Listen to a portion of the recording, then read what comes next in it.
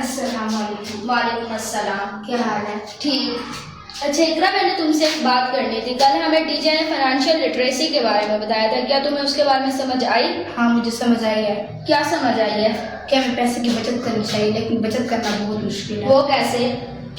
तुम्हें मजे की बात बताऊं, मुझे कल बाबा ने 100 रुपया दिया था, मैंने उससे चिप्स और जूस वगैरह खरीदे। मुझे भी बाबा ने कल 100 रुपये दिए, जिसकी वजह से मैंने 20 रुपये खाए और 80 रुपये बचत में रख दिए। अगर तुम आज ही सारे पैसे खत्म कर दोगी तो कल जरूरत पड़ने पर कहाँ से लोगी? अपने बाबा से ले लूंगी, इसमें क्या मसला है? इसमें मसला ये है कि तुम दूसरों की मोहताजी हो जाओगी। अगर आज से तुम बचत करना सीख लोगी तो कल हम दोनों मिलकर कोई ना कोई छोटा सा बिजनेस स्टार्ट कर सकते हैं। आसमान काफी, अगर आज मैं पैसे से बचत करूंगी तो कल मैं बिजनेस करके अपने पाँव पे खड़ी हो सकती हूँ। जी इकरा, बिल्कुल। अगर तुम आज से पैसों की बचत करना सीखोगी और पैसों की कदर करना सीखोगी तो कल पैसे तुम्हारी कदर करेंगे। आए हम सब मिलकर जिम्मेदार बने, क्योंकि आज की बचत कल की कामयाबी है।